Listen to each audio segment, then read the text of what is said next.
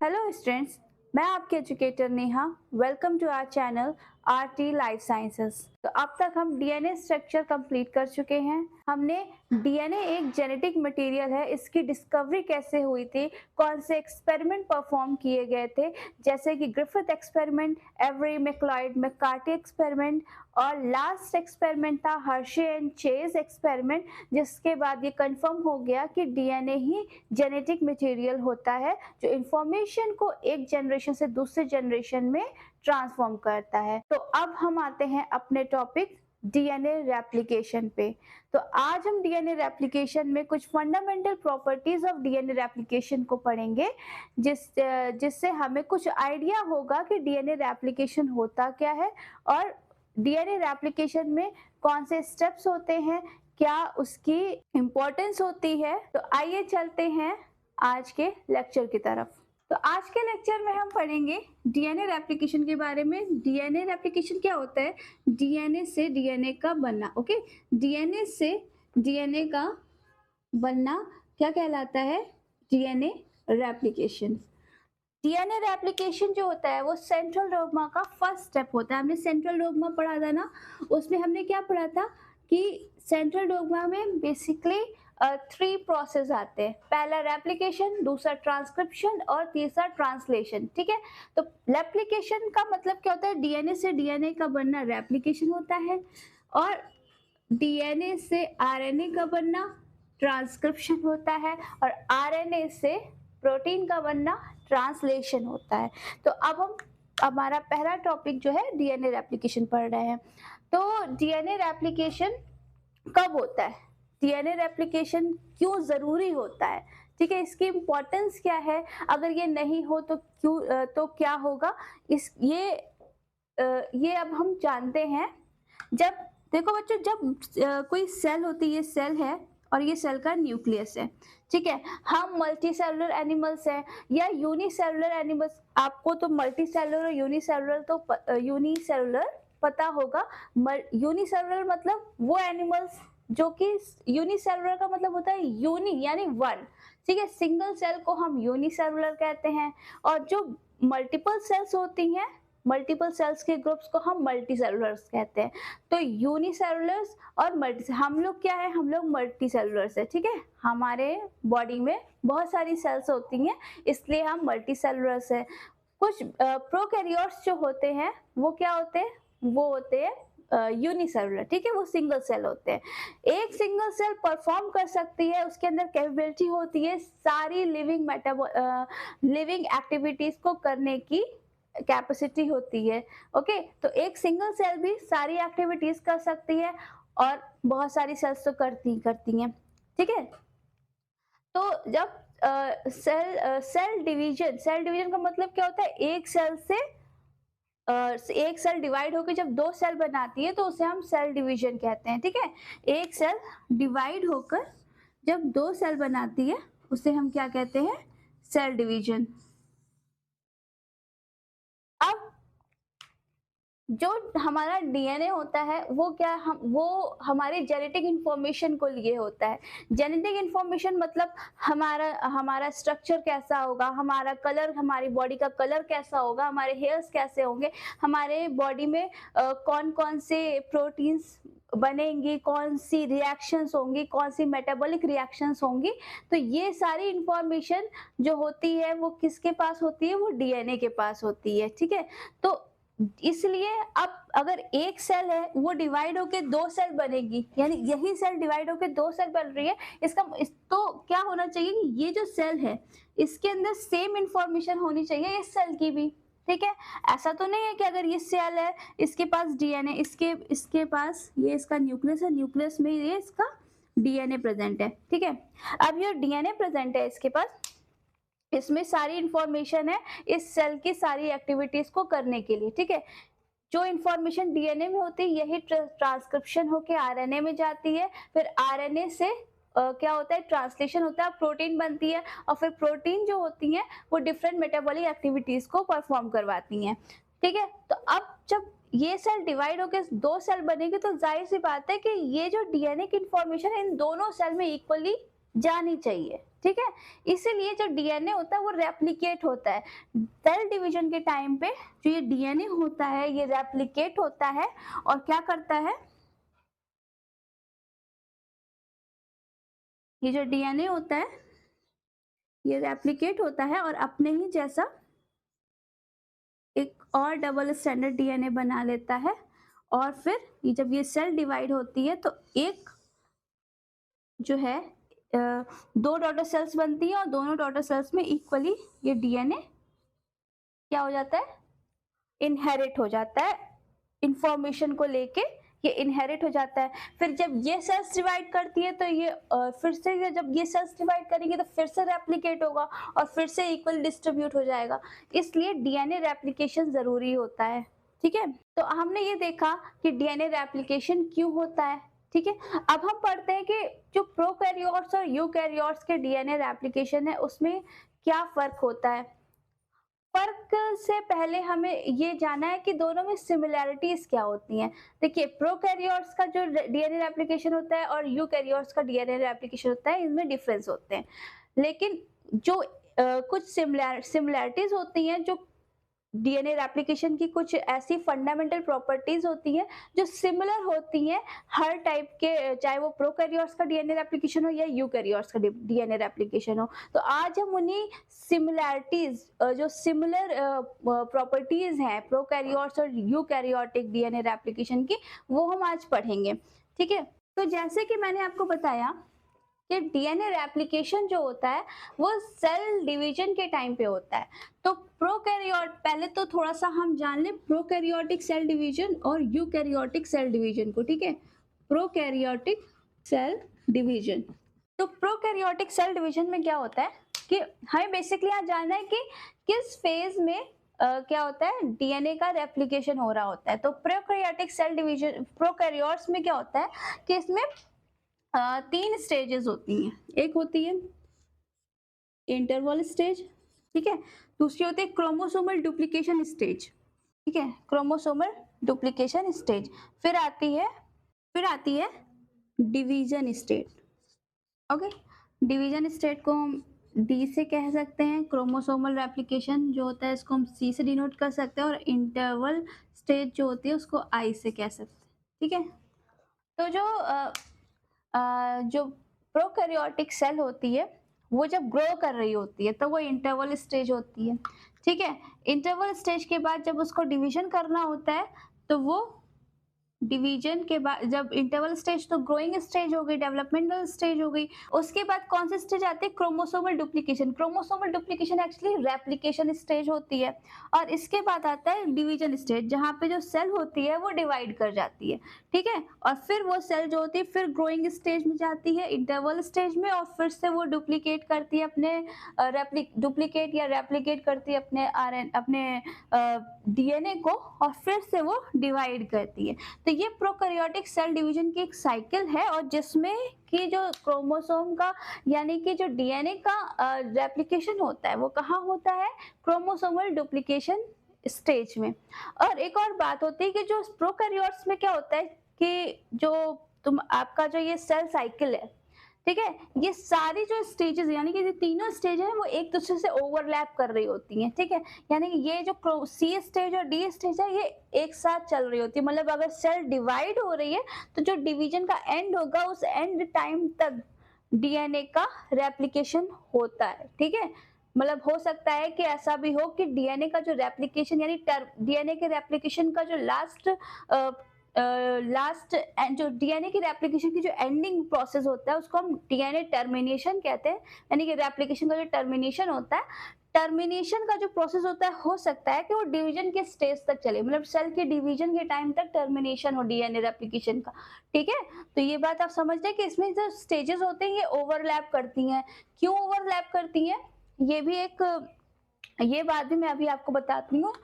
जब हम यूकैरियोट्स के बारे में पढ़े पहले, यूकैरियोट्स क्या होते हैं यानी मल्टी सेलुलर एनिमल्स होते हैं जैसे कि हम लोग के यूकैरियोट्स में क्या जो सेल डिवीजन होता है, यूकैरियोट्स का जो सेल डिवीजन होता है उसमें कौन कौन सी स्टेजेस होती हैं, ये आपकी G1 स्टेज है, फिर यहाँ पे यहाँ नहीं, यहाँ पे आ जाता है एस स्टेज, फिर एस स्टेज के बाद ये G2 स्टेज है, G2 स्टेज, और ये M स्टेज।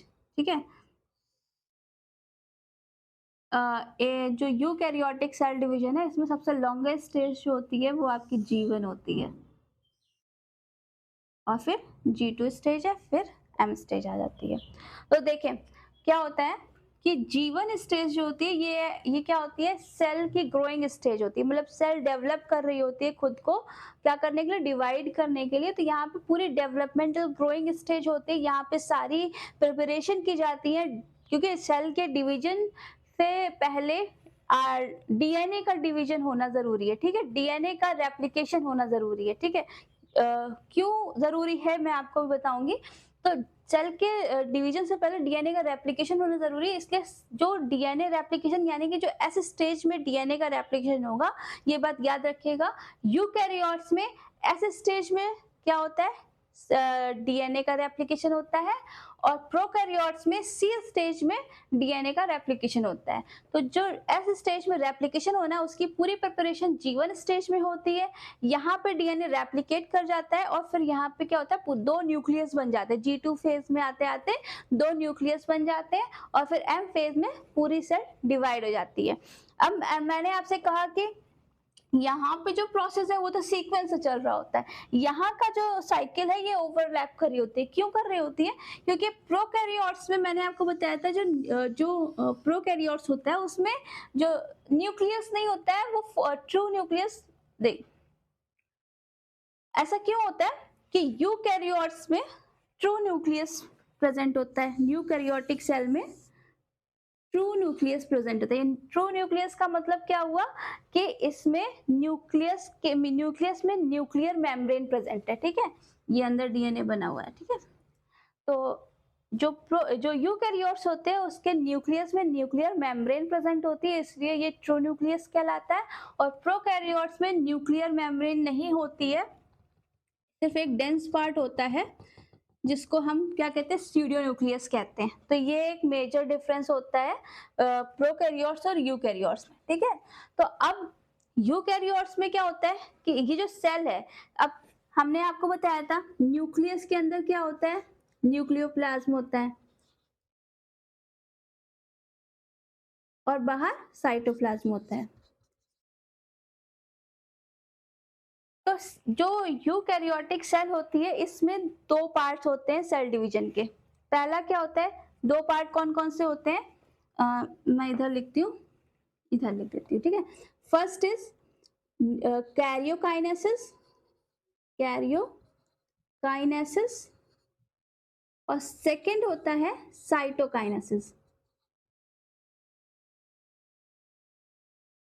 ठीक है, कैरियोकाइनेसिस, कैरियो वो जो होता है उसका मतलब होता है न्यूक्लियस। ठीक है, काइनेसिस यानी डिवीजन। ठीक है, तो यूकैरियोट्स में क्या होता है, पहले न्यूक्लियस का डिवीजन होता है, उसके बाद क्या होता है साइटोकाइनेसिस। जैसे ही कैरियोकाइनेसिस की एंडिंग का टाइम होता है वैसे ही सेल की जो साइटोप्लाज्म होता है ये डिवाइड होना शुरू हो जाता है। ठीक है, यानी कि एक सेल ये थी, यूकैरियोटिक सेल की बात कर रहे हैं, यूकैरियोटिक सेल की बात करें, ये सेल थी। ठीक है, सबसे पहले क्या हुआ, इसका जो न्यूक्लियस है वो डिवाइड करेगा। ठीक है, मैं थोड़ा सा रब कर दूं इधर फिर आपको समझाऊं। ये देखिए, ये एक यूकैरियोटिक सेल है, इसके अंदर एक न्यूक्लियस है। ठीक है, न्यूक्लियस के अंदर ये क्या है, डीएनए प्रेजेंट है। ठीक, अब क्या हुआ, जब ये सेल डिवाइड करेगी तो सबसे पहले क्या होगा, कैरियोकाइनेसिस का प्रोसेस होगा। कैरियोकाइनेसिस के प्रोसेस में क्या होगा कि न्यूक्लियस डिवाइड करेगा। तो न्यूक्लियस डिवाइड करेगा तो जाहिर सी बात है डीएनए को रेप्लिकेट होना पड़ेगा दोनों न्यूक्लियस में जाने के लिए।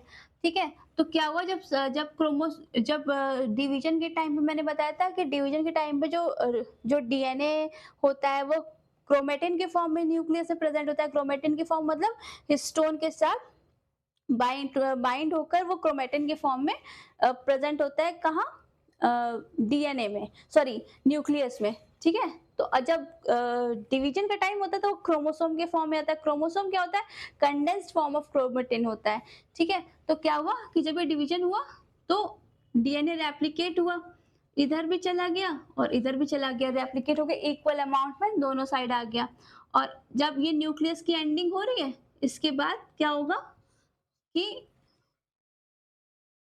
सेल भी क्या करेगी, साइटोप्लाज्म का भी डिवीजन होना शुरू हो जाएगा, साइटोप्लाज्म का भी डिवीजन होना शुरू हो जाएगा। ये इसका डीएनए कंटेंट है और फिर जो है सेल डिवाइड कर जाएगी दिस, ठीक है, ठीक है, ये सेल डिवाइड कर गई। तो यूकैरियोट्स में इस तरीके से डिवीजन हो रहा है क्योंकि अब यहाँ पे न्यूक्लियस भी होता है, तो न्यूक्लियस को भी डिवाइड होना होता है, प्लस साइटोप्लाज्म को भी डिवाइड होना होता है। इसलिए इसका जो प्रोसेस होता है वो 2 स्टेप में होता है, कैरियोकाइनेसिस और साइटोकाइनेसिस। कैरियोकाइनेसिस होता है तो इसलिए इसकी जो जितनी भी स्टेजेस होती हैं वो सीक्वेंस में चल रही होती हैं, ठीक है। जो ये इतनी स्टेज है G1S और G2, ठीक है, G1S और G2, ये इस स्टेज को हम इंटरफेस भी कहते हैं, इंटरफेस कहते हैं। और M तो माइटोटिक डिवीजन वाली स्टेज होती है, ठीक है। तो ये जो जितनी ये स्टेज होती है G1S यानी कि इंटरफेस के स्टेज के टाइम पे क्या हो रहा था, कैरियोकाइनेसिस होता है। और जैसे ही एम फेज आती है, एम फेज आते ही साइटोप्लाज्म का डिवीजन होने लगता है। तो ये यूकैरियोटिक सेल डिवीजन है। प्रोकैरियोट्स में ऐसा कुछ नहीं होता क्योंकि इसमें डेंस मतलब पूरा साइटोप्लाज्म है, इसमें बीच में थोड़ा डेंस पार्ट होता है जो कि क्या होता है, स्यूडो न्यूक्लियस हम उसे कह सकते हैं, वहीं पे डीएनए रेप्लिकेशन होता है। तो जब इसका प्रोकैरियोट्स में सेल का डिवीजन हो रहा होता है तो साथ साथ इसका भी डिवीजन हो रहा होता है, यानी यहाँ पे चीजें एक साथ चल रही होती हैं, ठीक है। यहाँ पे किसी न्यूक्लियस का पहले डिवीजन नहीं होना होता, यहाँ पे सब एक साथ हो रहा होता है। जब एक साथ हो रहा होता है इसीलिए ये सारी स्टेजेस जो होती हैं एक दूसरे से ओवरलैप करती हैं। तो आई होप आपको ये बात समझ में आ गई होगी कि प्रोकैरियोट्स और यूकैरियोट्स में जो सेल डिवीजन होता है उसमें किस पार्ट में डीएनए का रेप्लिकेशन होता है और उनके स्टेजेस के बारे में थोड़ा बहुत हिंट मिल गया होगा। हालांकि हम आपको ये सेल साइकिल जो होती है, इसको हम सेल साइकिल कहते हैं, ये सेल साइकिल सेल बायोलॉजी में पढ़ाएंगे, तब तक के लिए आप इतना जान लें, ओके। तो अब हम आगे बढ़ते हैं, ओके। तो अब हम पढ़ते हैं फंडामेंटल प्रॉपर्टीज ऑफ रेप्लिकेशन या डीएनए रेप्लिकेशन पर। वैसे मैं आपको मतलब ये बात अभी मैंने कुछ देर पहले भी बताई थी, फिर से बता रही हूँ कि जो डीएनए रेप्लिकेशन यूकैरियोट्स और प्रोकैरियोट्स में दोनों में ही क्या होता है, ये डिफरेंट होता है क्योंकि दोनों में जो एंजाइम्स यूज होते हैं यानी कि डीएनए पॉलीमरेज जो होता है, दोनों में ही ये एंजाइम डिफरेंट नेम से होता है, अलग अलग तरीके से होता है। एंजाइम्स अलग होते हैं, प्रोटीन्स जो होते हैं इस डीएनए रेप्लिकेशन कराने के लिए ये सब अलग अलग टाइप के होते हैं, ठीक है। लेकिन कुछ सिमिलरिटीज होती हैं जो दोनों में कॉमन होती हैं। तो अभी हम आज के लेक्चर में उन्हीं सिमिलरिटीज के बारे में पढ़ेंगे जो दोनों में कॉमन होती हैं। फिर हम क्या करेंगे, फिर हम पढ़ेंगे प्रोकैरियोटिक डीएनए रेप्लिकेशन, ठीक है। पहले प्रोकैरियोटिक डीएनए रेप्लिकेशन को कंप्लीट करेंगे और उसके बाद यूकैरियोटिक डीएनए रेप्लिकेशन को कंप्लीट करेंगे, तो वो हम बाद में पढ़ेंगे। आज हम सिमिलर प्रॉपर्टीज जो होती हैं डीएनए रेप्लिकेशन की, जो दोनों में कॉमन होती हैं, उनके बारे में जानेंगे। तो सबसे पहले जो प्रॉपर्टी होती है जो कॉमन होती है तो प्रोकैरियोट्स एंड यूकैरियोट्स में, वो क्या होता है कि अब जब डीएनए रेप्लिकेशन होना होगा, डीएनए कुछ इस तरीके से होता ही है, ठीक। और अगर हम इसको इस तरीके से ना बना के हम इसको सिंपल स्टैंड्स बना देते हैं, ओके। ये सिंपल से स्टैंड है, ये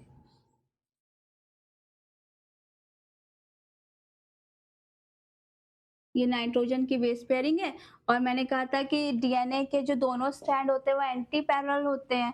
एक होता है 5' to 3' एंड होता है 3' नहीं 5' एंड 3' एंड, और एक इधर हो गया 3' एंड 5' एंड, ठीक है। तो एक इस तरीके से होता है, एक इस तरह से एंटी पैरेलल स्टैंड्स होते हैं। और दोनों स्टैंड जो होते हैं वो एक दूसरे के मतलब पैरेलल चल रहे होते हैं। ये क्या है, ये नाइट्रोजन की बेस पेयरिंग है। अभी मैंने ये नहीं लिखे कौन सा नाइट्रोजन बेसिस बने हैं, बट ये आप मानिए नाइट्रोजन की बेस पेयरिंग है। तो ये डीएनए है, ठीक है। तो जो फर्स्ट, अब जब डीएनए को रेप्लिकेट होना होगा तो कहीं से एक ऐसा पॉइंट होगा ना जहाँ पे डीएनए को खोलना होगा, क्योंकि रेप्लिकेट होने के लिए उसको एक स्ट्रैंड की जरूरत होगी। देखो डीएनए रेप्लिकेशन में क्या होता है कि सबसे पहले प्रॉपर्टीज के साथ साथ पढ़ते हैं। तो पहला क्या होता है, सबसे पहले 80 रिच रीजन्स की जरूरत होती है ओरिजिन ऑफ डीएनए के लिए। ओरिजिन ऑफ डीएनए कहाँ होते हैं, 80 रिच रीजन्स में, ठीक है। 80 रिच रीजन्स जो पूरे जो डीएनए होता है उसमें कुछ सेगमेंट्स ऐसे होते हैं जहाँ पे 80 रिच रीजन्स प्रेजेंट होते हैं और उसी सेगमेंट से क्या होता है डीएनए को खोला जाता है, उसकी ओरिजिन होती है, ठीक है। डीएनए रेप्लिकेशन की ओरिजिन होती है, तो उन्हीं को हम 80 रिच रीजन्स कहते हैं। अब 80 रिच रीजन्स क्यों कहते हैं, इसके लिए भी हम आपको समझाते हैं। मान लीजिए ये एक डीएनए स्ट्रैंड है, ठीक, ये इसके नाइट्रोजन बेसिस, यानी मान लीजिए यहाँ पे एडेनिन है, ठीक है, यहाँ ग्वानिन है, यहाँ साइटोसिन है, यहाँ थायामीन है, फिर यहाँ पे थायामीन है, फिर यहाँ पे एडेनिन आ गया, फिर एडेनिन आ गया, ठीक है, अगेन यहाँ पे एडेनिन आ गया, फिर यहाँ पे थायामीन आ गया, फिर यहाँ एडेनिन आ गया, फिर यहाँ पे क्या आ गया, ग्वानिन आ गया, अगेन ग्वानिन आ गया। मतलब ये तो रैंडम होते हैं, कोई सीक्वेंस तो वैसा होता नहीं है, बट ये रैंडम होते हैं, ठीक है। फिर यहाँ पे एडेनिन आ गया, ठीक। अब ये एक स्ट्रैंड बन गया, ये है 5 प्राइम एंड से ये 3 प्राइम एंड, ठीक। अब इसके जो नीचे स्ट्रैंड होगा वो इसका कॉम्प्लीमेंट्री स्ट्रैंड होगा, ठीक है। तो कॉम्प्लीमेंट्री स्ट्रैंड यहाँ हम बनाएंगे। अब यहाँ ऊपर जो है एडेनिन है तो यहाँ नीचे उसकी बेस पेयरिंग होगी जाके थायामीन से, ठीक है। इधर ग्वानिन है तो नीचे होगा साइटोसिन, यहाँ साइटोसिन है ऊपर तो नीचे ग्वानिन होगा, ठीक है। यहाँ पे ऊपर थायामीन है तो नीचे एडेनिन होगा, फिर ये थायामीन है तो फिर यहाँ पे एडेनिन होगा, फिर यहाँ एडेनिन है तो यहाँ नीचे क्या हो जाएगा, थायामीन हो जाएगा, फिर यहाँ अगेन थायामीन हो जाएगा, फिर से थायामीन हो जाएगा, फिर यहाँ पे थायामीन है तो यहाँ पे फिर एडेनिन हो जाएगा, फिर एडेनिन के नीचे थायामीन हो जाएगा, फिर ये क्या ग्वानिन है तो साइटोसिन हो जाएगा, इधर भी ग्वानिन है साइटोसिन और इधर एडेनिन है तो यहाँ पे थायामीन हो जाएगा, ठीक है। और ये यहाँ पे क्या हो गया 3 प्राइम एंड और ये 5 प्राइम एंड। तो ये बात आपको इतनी तो डीएनए का स्ट्रक्चर अभी तक जो मैंने पढ़ा है उससे आपको इतना तो स्ट्रक्चर समझ में आ गया कि ये क्या बन रहा है, ठीक है। अब आपको पता है कि एडेनिन और थायामीन इनके बीच में डबल बॉन्ड होता है और ग्वानिन और साइटोसिन के बीच में क्या होता है, ट्रिपल बॉन्ड होता है। मैंने आपको बताया था कि ये जो बॉन्ड होते हैं वो हाइड्रोजन बॉन्ड होते हैं, ठीक है। ये क्या होते हैं, हाइड्रोजन बॉन्ड होते हैं, हाइड्रोजन बॉन्ड होते हैं। लेकिन अब एडेनिन थायामीन के बीच में डबल बॉन्ड है, ग्वानिन साइटोसिन के बीच में ट्रिपल बॉन्ड है। ट्रिपल बॉन्ड जो होता है मोर स्टेबल बॉन्ड होता है, इसकी मेल्टिंग पॉइंट क्या होगा, हाई होगा, ठीक है। इसका मेल्टिंग पॉइंट हाई होगा, ठीक है, हाई होगा। और इसके कंपेयर में एडेनिन थायामीन का मेल्टिंग पॉइंट क्या होगा, लो होगा, ठीक है। तो ग्वानिन साइटोसिन के बीच में जो बॉन्ड बन रहा है उसका मेल्टिंग पॉइंट हाई होगा और एडेनिन थायामीन के बीच में जो बॉन्ड बन रहा है उसका melting point as compare to guanine cytosine low होगा, ठीक है, क्योंकि यहाँ पे डबल बॉन्ड है या ट्रिपल बॉन्ड है। इसलिए अब आप खुद ये लॉजिक लगाएं कि जब हम स्ट्रैंड में जाएंगे और हमें इस स्ट्रैंड को खोलना होगा, रेप्लिकेशन करने के लिए तो हमें दोनों स्ट्रैंड को ओपन करना पड़ता है, ठीक है। तो खोलने के लिए हमें सबसे बेस्ट रीजन कौन सा होगा जहां पे हम इजीली इसको क्या कर पाए, ओपन कर पाए, ओरिजिन इसकी कर पाए, ठीक है। तो ओरिजिन करने के लिए बेस्ट रीजन क्या होगा, वो जगह जहां के बॉन्ड्स इजीली क्या हो, ब्रेक हो, मेल्ट हो, ठीक है। तो बॉन्ड इजीली ब्रेक और मेल्ट कौन से हो सकते हैं, एडेनिन थायामीन हो सकते हैं। इसलिए एडेनिन और थायामीन से जो रिच रीजन्स होते हैं उनको हम क्या कहते हैं, 80 रिच रीजन्स होते हैं, 80 रिच रीजन्स, सॉरी, ठीक है, 80 रीजन्स लिखा है, 80 रिच रीजन्स। 80 रीजन्स तो बहुत से होते हैं, 80 रिच यानी कि जहाँ पे एडेनिन थायामीन वाले रीजन्स ज्यादा हो, ठीक है, 80 रिच रीजन्स। जैसे कि जो मैंने स्ट्रैंड बनाया है इसमें हम देखें तो एटी रिच रीजन्स क्या है, यहाँ से और यहाँ तक इतना एरिया आप देखें, तो इतने एरिया में आपको एडेनिन थायामीन होंगे। तो जब भी कोई कुछ फैक्टर्स होते हैं जो इस ओरिजिन को यानी डीएनए को ओपन करने में रिस्पॉन्सिबल होते हैं। जब हम रेप्लिकेशन की ओरिजिन ऑफ रेप्लिकेशन पढ़ेंगे तब ये पढ़ेंगे। तो उनके लिए क्या ईजी होता है कि इन रीजन्स पे वो क्या करते हैं, ढूंढते हैं, ठीक है। कुछ एंजाइम्स या प्रोटीन्स फैक्टर्स होते हैं जो इस तरह के रीजन्स को ढूंढते हैं जहां पे डीएनए को ओपन करना इजी हो, ठीक है। तो उनको ये रीजन्स जो होते हैं मोर सुटेबल लगते हैं। ये कौन से रीजन्स होते हैं, ये होते हैं एटी रिच रीजन्स, ठीक है, एटी रिच रीजन्स। ये मोस्ट सुटेबल रीजन्स होते हैं डीएनए को ओपन करने के लिए, ठीक है। इन्हीं को साइट ऑफ ओरिजिन भी कहते हैं, ठीक है। यहाँ से ओपन हो जाता है। जब ये यहाँ से ओपन हो जाता है तो ये कुछ इस तरीके से शो करता है। ये डीएनए था, इधर साइड से डीएनए, अब ये जो रीजन था यहाँ से ओपन हो गया इस तरह से, और ये, ठीक है। तो ये इस तरह से ओपन हो गया। डीएनए रेप्लिकेशन के लिए हमें एक टेम्पलेट की जरूरत होती है। अब देखिए डीएनए रेप्लिकेशन मतलब डुप्लीकेशन, ठीक है। डुप्लीकेशन मतलब एक की कॉपी बनना, डीएनए की कॉपी बनना रेप्लिकेशन हुआ। अब हम किसी भी चीज को कॉपी पेस्ट करते हैं तो उसके लिए हमें एक टेम्पलेट की जरूरत पड़ती है ना, जिसपे हम रखकर कॉपी पेस्ट करें। अगर हमें मान लीजिए ये कोई स्क्रिप्ट है, ठीक है, इसकी हमें कॉपी बनानी है, तो हम ये क्या करेंगे, ये हम इसको टेम्पलेट की तरह यूज करेंगे और फिर हम इसकी कॉपी बना लेंगे, क्योंकि हमें सेम ऐसे ही बनाना है तो इसको टेम्पलेट की तरह यूज करेंगे। तो रेप्लिकेशन के लिए जो नया डीएनए बनता है उसके लिए हमें चाहिए होता है एक टेम्पलेट डीएनए। टेम्पलेट डीएनए यानी कि टेम्पलेट स्ट्रैंड चाहिए होती है। तो एक टेम्पलेट स्ट्रैंड ये हो गई जहां इसके ऊपर से डीएनए बनना शुरू हो जाएगा, ठीक है। इसके ऊपर से न्यू डीएनए का फॉर्मेशन शुरू हो जाएगा, और एक टेम्पलेट स्ट्रैंड ये हो जाएगी जिसके ऊपर से ये नया डीएनए बनने लगेगा। और फिर क्या होगा कि ये स्ट्रैंड न्यू, एक इधर साइड से न्यू स्ट्रैंड बनेगा, एक इधर न्यू स्ट्रैंड बनेगा, और फिर दोनों दो स्ट्रैंड बन के अलग हो जाएंगे, ठीक। वो मैं आगे समझाऊंगी तब आपको समझ में आएगा। फिलहाल के लिए ये समझ लिया कि डीएनए को बनने के लिए एक टेम्पलेट की भी जरूरत होती है, तो वो टेम्पलेट स्ट्रैंड कैसे बनता है। फाइन, तो अब हमने ये पढ़ लिया कि जो डीएनए की साइट ऑफ ओरिजिन होती है उसके लिए जरूरी होता है हमें एटी रिच रीजन्स चाहिए होते हैं। एटी रिच रीजन्स क्या होते हैं, जहाँ पे एडेनिन थायामीन हाई अमाउंट पे प्रेजेंट हो, ठीक है। लगातार एडेनिन थायामीन वाले जो रीजन्स होते हैं उनको हम एटी रिच रीजन्स कहते हैं, क्योंकि एडेनिन थायामीन के बीच का जो बॉन्ड होता है वो is low melting point bond होता है, और इसलिए उसको ब्रेक करना ईजी होता है। तो वही क्या होते हैं, एटी रिच रीजन्स होते हैं। ओके, लेकिन तो हम इन्हीं को क्या कहते हैं, साइट ऑफ ओरिजिन कहते हैं, ठीक है। साइट ऑफ ओरिजिन यानी कि जहां से डीएनए को ओपन किया जाए, जहां से डीएनए का रेप्लिकेशन स्टार्ट किया जाए, वो क्या है, साइट ऑफ ओरिजिन है।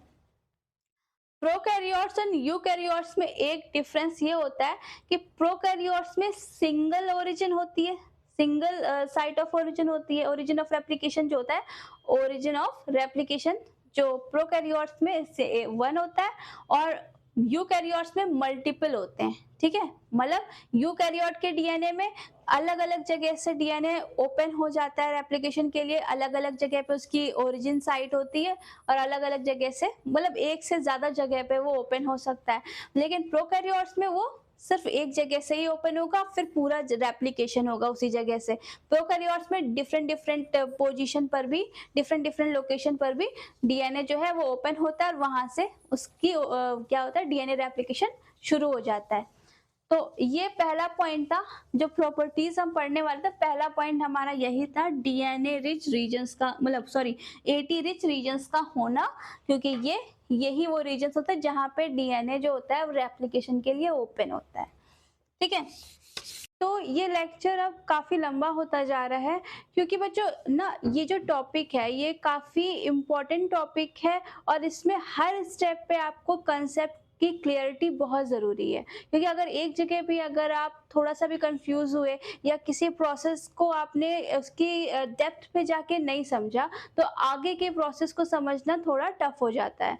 इसलिए मैं आपको इन सारे जो प्रोसेस हैं इनकी जो कंसेप्ट है इनको क्लियर कराने की पूरी कोशिश करती हूँ, जिस वजह से लेक्चर जो है थोड़ा-सा लंबा हो गया है। तो अब मैं इसके आगे नेक्स्ट लेक्चर में कंटिन्यू करूँगी। तो तब तक के लिए आप बने रहें आरटी लाइफ साइंसेज़ में। और आपकी कोई भी प्रॉब्लम हो, कोई भी डाउट हो, वो आप कमेंट सेक्शन में कमेंट कर सकते हैं। और इसके अलावा आप मेल भी कर सकते हैं। हमारी मेल आईडी आपको स्क्रीन पर शो हो रही होगी। तो आप इस लेक्चर को लाइक करें, सब्सक्राइब करें और बहुत सारा प्यार दें, सपोर्ट दें। Thank you.